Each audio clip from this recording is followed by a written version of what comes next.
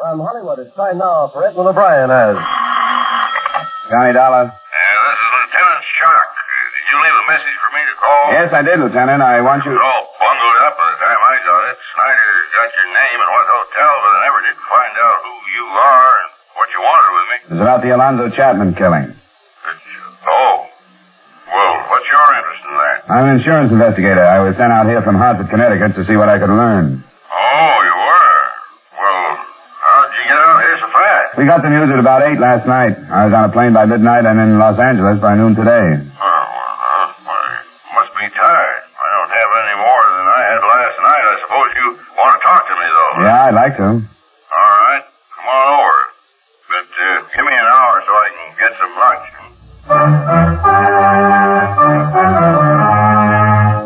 Edmond O'Brien in a transcribed adventure of the man with the action-packed expense account, America's fabulous freelance insurance investigator. Yours truly, Johnny Dollar.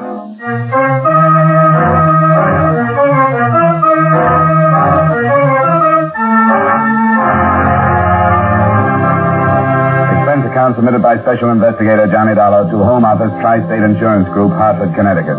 The following is an accounting of expenditures during my investigation of the Alonzo Chapman Matter. Expense account item 1, $208.50 airfare and incidentals between Hartford, Connecticut and Los Angeles, California. After a delay of about an hour or so, I was able to make an appointment with Lieutenant Jim Shock, the detective in charge of the case. I met him at about 2:15 and he brought me up to date. Chapman was registered at the Quincy Hotel. He met this girl in the hotel bar at about 7 last night. They left together about, they got it at 7:45. Turned in the alley to get to the parking lot where a car was parked, and that's where he was shot, in the alley. Was it robbery? No, he was well heeled, too, over $300. Had in his coat pocket. What about this girl? We didn't hear about her. Well, we did. Norma Sale. Picked up on a shoplifting charge last year. But she got a job and stayed out of trouble since. Pretty little thing. Born in Nebraska. She says she met an actor in a road company back there. He told her he'd introduce her to some important people in Hollywood, and maybe she could... Well, you know how it goes. Yeah, but I wonder if Chapman's wife is going to. She's on her way out here.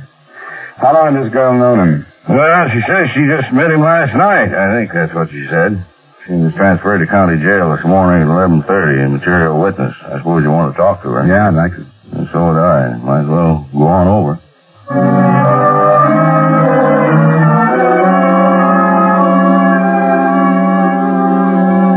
Because it's growing too fast. That's why. We got too many people. We got too many cars. Too much of everything but streets.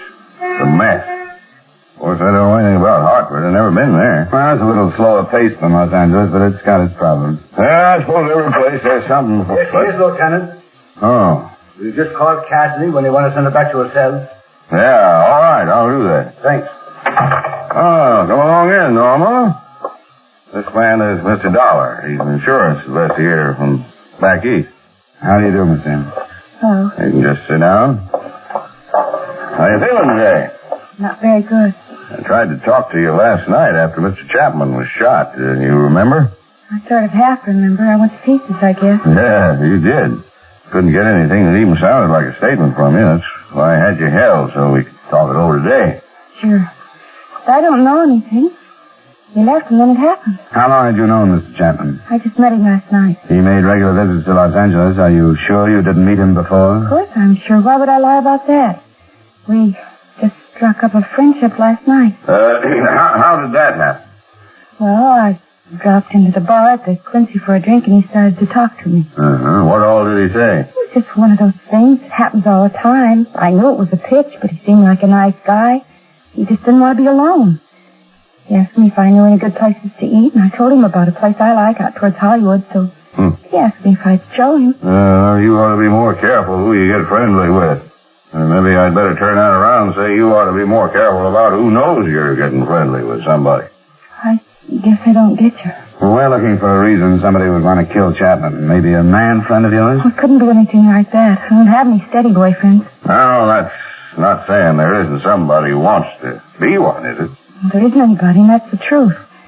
If it had been somebody I knew, I would have recognized him, wouldn't I? And it's possible that you might want to protect him if you did know him. I didn't know him. There isn't anybody who'd do anything like that. Now, I can't hold with that, Norma. You're young, you're pretty. Why, I should think there'd be a bunch of young bucks after you. Boys from that store where you work, maybe. I tell you, there isn't. It's the truth. There isn't. If there was, I'd tell you. Well, maybe you would. We've got to find a reason that Chapman was killed. I don't know. It wasn't because he was with me. All right now, Norma, don't get all upset again. You've got to remember some other things. I hope you aren't holding anything back, Norma. You know that we can learn the truth from other people. Sure I do. Ask the girls I work with. Ask Jeannie Stevens. She ought to know. She's lived with me for almost a year. All right, Norma. Now, when you and this Chapman decided on a place to go for dinner, you left the hotel. You started for your car in the parking lot, huh? Yes. You turned into the alley, which was a shorter trip than going around the corner, and this gunman was waiting there. It wasn't dark, was it? No, not quite. How far down the alley was this man? Well, it was not very good at measuring, but must have been about halfway to the parking lot. There's a big trash box there, behind one of the buildings. This man was waiting behind the box, and when you came by, he stepped out, fired 3 shots, and ran away. And it was light enough so that you could get a good look at him? Yes, it was darker in the alley, but I'd have recognized anybody I knew. Would you remember if you saw him again? I'm not sure. Maybe I would. Now, Norma, it's up to us to figure out how come this killer was waiting there, where he was. It beats me how he knew Chapman was going to pass by that box. I don't know. You can see how odd it looks, Norma. If he didn't know Chapman was coming that way, he must have known that you were. I don't know how it happened. I'm telling the truth. Maybe somebody heard us talking in the bar. Heard enough to know you and Chapman would go through the alley? Maybe somebody could have. I don't remember exactly how it went, but I told him where my car was parked. Yes, I said just down the alley, I remember. And then did you leave? No, not right away. We had another drink. Well, that'd take about 10 or 15 minutes, I suppose. Well, how about it, Dollar? I don't think I have anything more. Thanks, Norma. All right. I'll get Cassidy to take you down. I'd like to send you home, Norma. Maybe tomorrow. You know how it goes.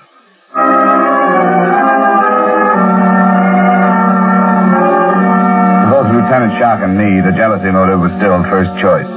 As a matter of fact, at that point, it was the only choice. Nothing in Alonzo Chapman's room or among his effects gave a hint of a murder motive. The Cleveland police had been requested to send anything they had on him, and local men were at work checking his Los Angeles business associates and his movements. Shock left to question Norma Sale's roommate, and I went back to satisfy myself on the beginning of it all. I waited for the evening bartender at the Quincy Hotel. Now I'm not busy. We won't get crowded for another hour. How about last night? Were you crowded about 7:30? Oh, yeah, Swamp. If you'd asked me about anybody else in the place, I couldn't tell you a thing. But I remember this little blonde dame and this guy Chapman. I'm glad to hear that. Usually it doesn't happen this way. Yeah, I suppose not, but I'll tell you how it was. You see, Chapman had been in a hotel for a few days, you know. Yeah, I got in Friday last week. Well, I'm not sure when I first met him, but he'd drop in for an early drink, like, 5:45, 5 o'clock. Yeah, we'd talk a little bit, then he'd go up to his room and come back around 7 and stay for another hour or so. I tell you, it was bound to happen. What do you mean? Oh, not his getting killed, not that part of it. I mean a little blonde. I didn't snoop what he was saying or anything, but when she came in and the bar stools were all taken, Chapman spots her and gives her his place. How long had he been there? Just a couple of minutes. I hadn't gotten around to taking his order yet, but when I did, he ordered for the both of them. Then after that round, they moved to one of the booths. Did you happen to notice another man who could have been interested in them and could have been close enough to overhear them? Oh, no, gee, the place was full. I didn't notice. Or maybe the bar girl did, Grace Curcio. She'll be in at 5:30 if you want to talk to her. I'll have to come back later. Chapman's widow is due to arrive in about 20 minutes. That masher had a wife? Yeah, how about that? Oh, I'm no stuffed shirt, but if that guy acted this way in all the towns he hit, she's better off without him. I'll ask Grace if you want. What's your hotel? The Larkin. If she does remember something about it, I'd appreciate a call. Huh? Sure. My name is Howard. Thanks a lot, Howard. See you later.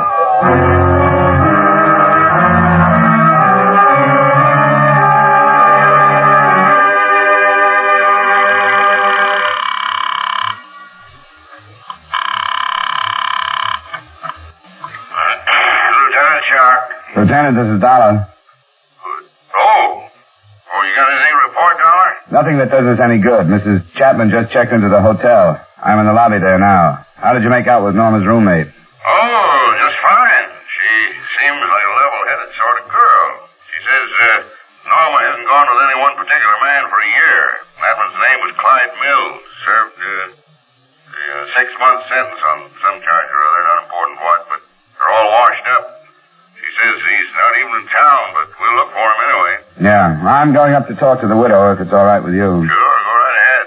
Make a suspect out of her if you can. We need some. Could be. From what I hear, she had a motive, not counting the insurance money. But I don't know whether she knew it or not. I'll check with you later.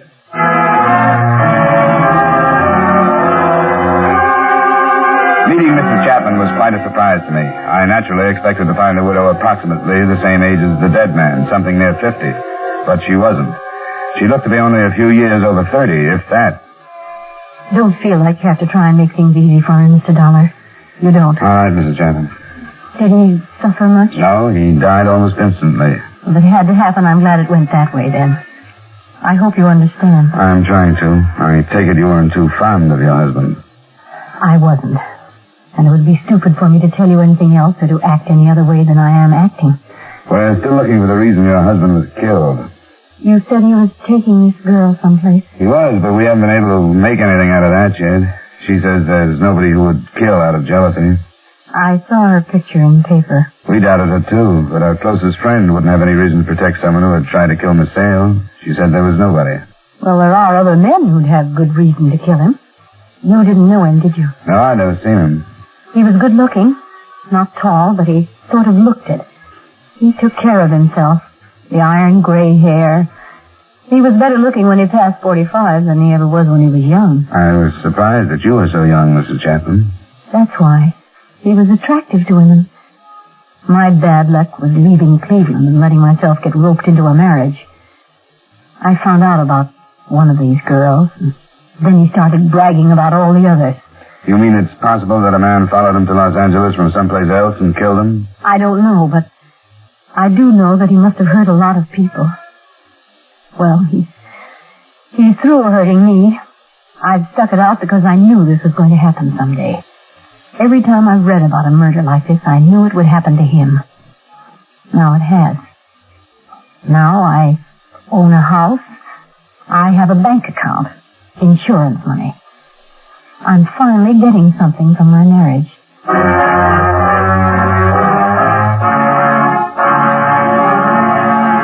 I tried to phone Lieutenant Shock a report on my meeting with the overly honest Mrs. Chapman, but he was out of his office getting the teletype answer to the request he'd made for information from the Cleveland police. So I cabbed over to see him.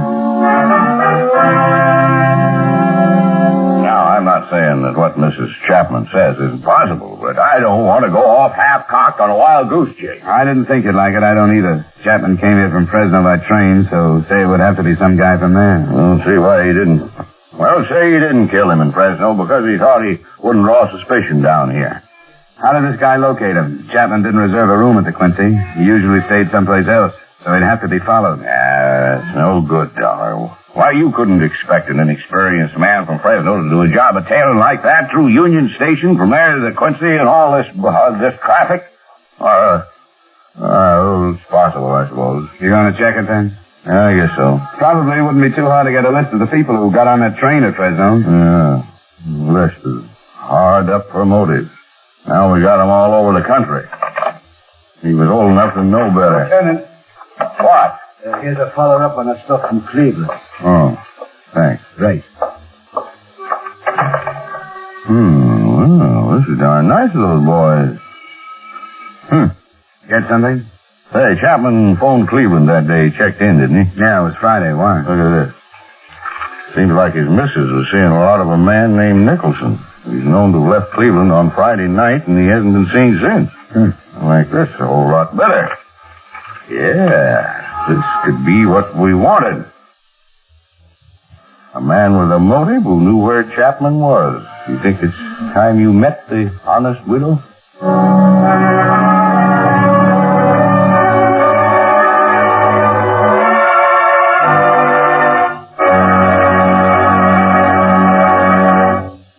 We will return you to the second act of yours truly, Johnny Dollar, in just a moment. Now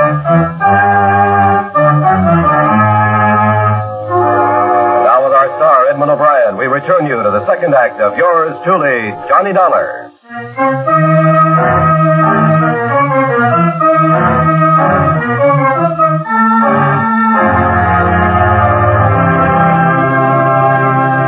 Mrs. Chapman, this is Lieutenant Shock investigating your husband's murder.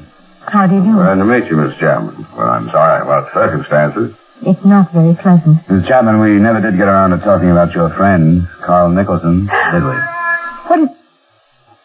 What do you mean? Well, you told me about some of the improvements your husband's death was going to bring you, but you didn't mention Carl Nicholson. Please. I know I sounded hard when I talked to you. I shouldn't have said some of the things. I thought you were being honest. I was. Too honest, I'm afraid. I don't think so. Mrs. Chapman, I've been in touch with the police back in your hometown. They found out somehow about this Carl Nicholson. First, they said you'd been seeing quite a lot of him, especially when your husband was out of town. Is that right? Yes, it's true. What were your feelings toward Nicholson at that time, that is, prior to your husband's death? I'm fond of Carl. I never made any secret of that. He's my age. We have a lot of things in common. You know where he is? Why, in Cleveland. Oh, now that's funny. The police told me he was out of town. I don't know what this means. I don't understand. You didn't know he left town? No, I didn't. Now, if you were fond of each other and you had all these things in common, it seems to me you deserve to be told if he was just going to up and leave town. When did you see him last, Mrs. Chapman? It was last week. Friday, by any chance? No. It was before then. It was Wednesday or Thursday. Why are you asking me these things? The police back there went on to tell me that this Nicholson left town on Friday. The Cleveland police? Why should they even care about Carl? Because I told them that on Friday your husband had telephoned you from the hotel where he was staying here in Los Angeles. Isn't that right? Yes, but I don't know what you mean. Didn't you see Nicholson on Friday after you talked to your husband? No. Do you mean that you think I told him where Al was staying and that he came out here? Now, Mrs. Chapman, we didn't say we thought anything, but it's our job to solve this murder. We aren't saying we think you and him planned the whole thing and that he hopped out of here the first thing after he learned where your husband was staying. But there are a lot of things that aren't clear in our minds. The theory you gave me about all these wronged men around the country didn't hold up too well, Mrs. Chapman. It wasn't a theory. I just told you what I'd been thinking. You said you'd been waiting for it to happen, but the way we see it, the way your husband was killed, where he was killed, makes a jealous out-of-town man seem too far-fetched. But we're looking into it. Don't you worry about that. Do you have a reason to think that Carl has been in Los Angeles? We're covering the possibility that he might have been. Maybe you just mentioned the Quincy Hotel in passing, casually, so you hardly remember. No.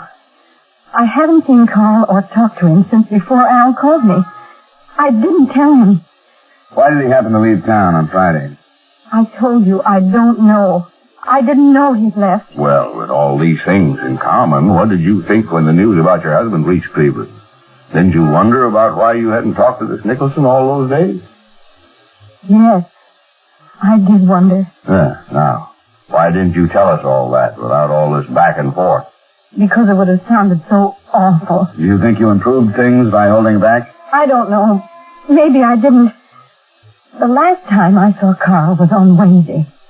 We had a fight and he walked out. You can prove that's the last time you saw him? Prove? I haven't been thinking about anything like that. We fought over the same thing for almost a year. Carl wanted me to get divorced, and I wouldn't. Because you were waiting for your husband to get killed. Did you ever tell Carl that? Yes. Did you tell him that during this fight on Wednesday? I think so. But you didn't talk to him after that? No. Could you have run someplace else where your husband was staying? I don't know. I don't know who else Al called. Carl wouldn't kill him. I'm positive of that. Would you happen to have a photograph of Nicholson? Why? Some are on their way by radio photo and some others by airmail. We might be able to save time if you have some. I have one. I want to erase something off the back. Now, don't you fret, Mrs. Chapman. We'll show it to a couple of people. If Carl is innocent like you think he is, this is the quickest way to prove that, too.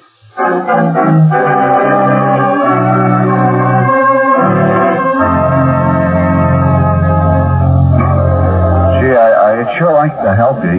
You know, if I'd seen her snap before. Sure. Don't say anything you're unsure. What did the bar girl say? Almost the same thing you did. It was crowded and she wasn't sure. Oh, I'm awful sorry. That's all right. I'd rather have a careful witness like you than one that thinks he has to say something to live up to the title. Well, yeah, this guy could have been here and he couldn't have been. That's the best I can do. I'm sorry. Thanks, Howard. It's okay. I'll do better next time. I'll keep my eyes open from now on.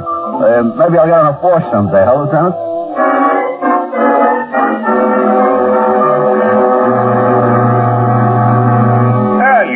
it goes. They say a boat is so expensive to keep up that before long you don't own it. It owns you. So we sold it, and there went my fishing trip. You get much back there? Yeah, but I haven't gotten back into it since before the war. Yeah, you ought to. Everybody ought to. The best Here's nerve the tonic. Lieutenant. Well, oh, thanks. We won't be long. Take it down when you're through. Hello, Norma. Oh, We've got a picture of a man we want you to look at, Norma. why? Yeah, you look at it. Come on, get a good, bright light on it here. Who is he? You ever seen this man? I couldn't swear, but I think he could be the one that shot Mr. Gerber. I hate to say it for sure because Mr. Chapman was on that side. Look at it again, Norma. What is there that you think you recognize? Maybe I'm wrong, but the way his hair, right here, the way some of it hangs down across his forehead. This man's about Dollar's height. I'm not sure of that. He's kind of crouched. But you think you saw the hair? I don't even know why I think that, but when I close my eyes, it seems like I can see his face. Yeah, well, now you take a long look at it. Study it. We'll have some more pictures of this man tomorrow. And if you can be sure, why, then maybe we can let you look at him flesh and blood. What happened so fast? Just take your time and forget the lieutenant and me. If I could, I'd leave it so you could study it all night. But it's a piece of evidence, and therefore belongs to the state, so I can't leave it.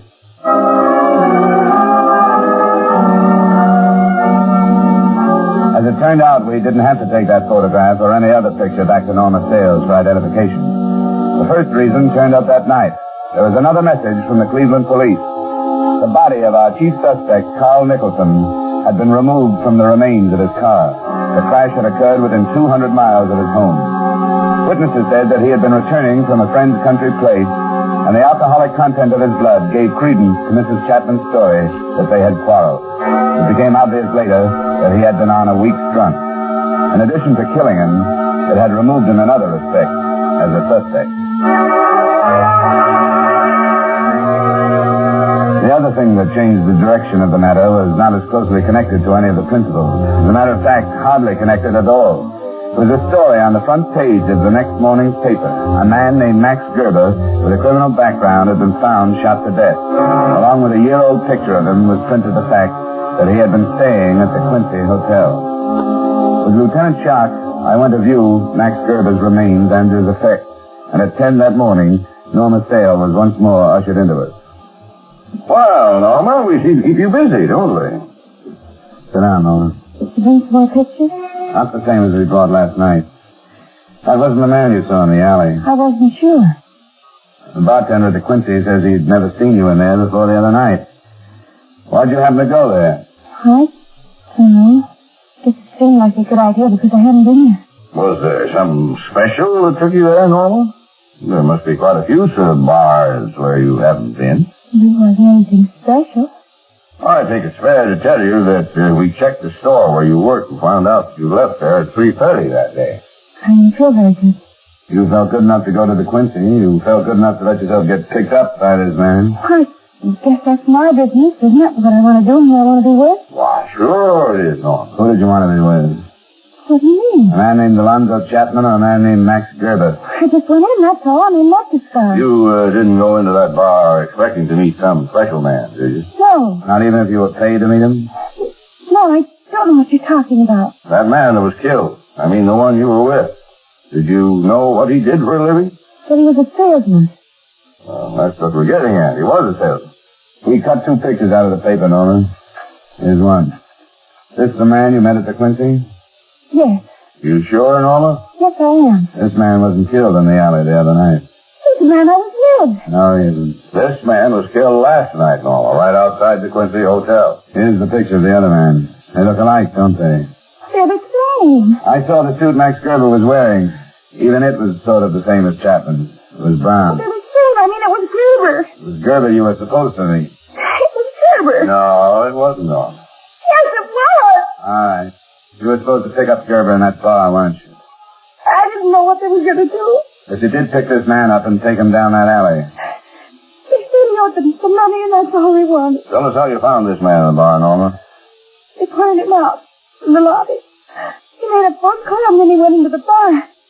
I went in after him. Brown suit, gray hair. Yes. There was Alonzo Chapman you took out to get killed. No, it wasn't. Why should we tell you it was if it wasn't? You're lying to me. You're trying to trick me. No, they just made a mistake. They pointed him out. Then you made the mistake. No, I didn't. I did what they said. They told me I had to, and I did. They sent me because I was blonde, and it was the right one. They didn't mean they were going to kill him. He just owed them some money. That's all they wanted. That's all I wanted. I didn't want anybody to get killed. I was blonde, and I was young, and that's why they sent me. For money.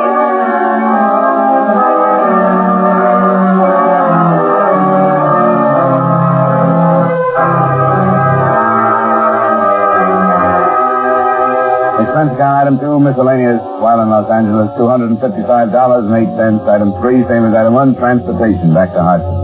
Expense account total, $672.08. Remarks, the second murder, Max Gerber's, was a gangland rub-out, planned with the aid of a young blonde as bait. The first murder was only a mistake. The apparent moral is that companies shouldn't hire salesmen. Women shouldn't marry them. Young blondes should stay away from them, but confidentially, some of my best friends are insurance salesmen. Yours truly, Johnny Dollar.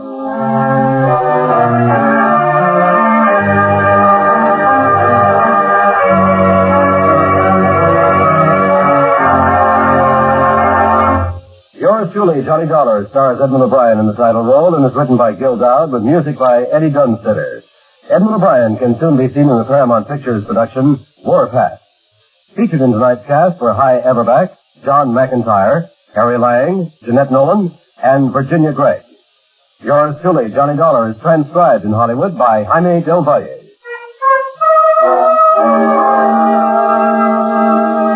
Beginning next Wednesday, yours truly, Johnny Dollar, will be heard 1/2 hour later on most of these same stations. This is Dick Cutting inviting you to join us next week at 9:30 Eastern Daylight Saving Time when Edmond O'Brien returns as yours truly, Johnny Dollar.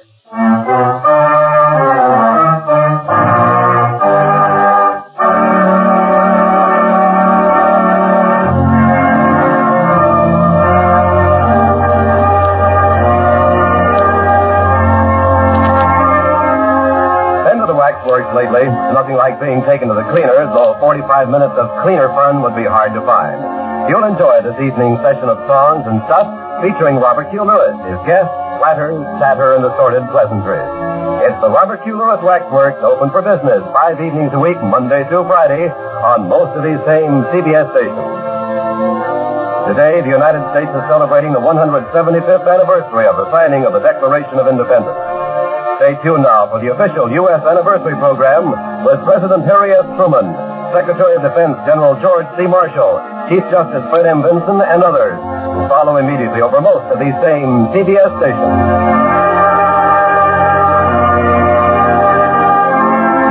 This is CBS, the Columbia Broadcasting System.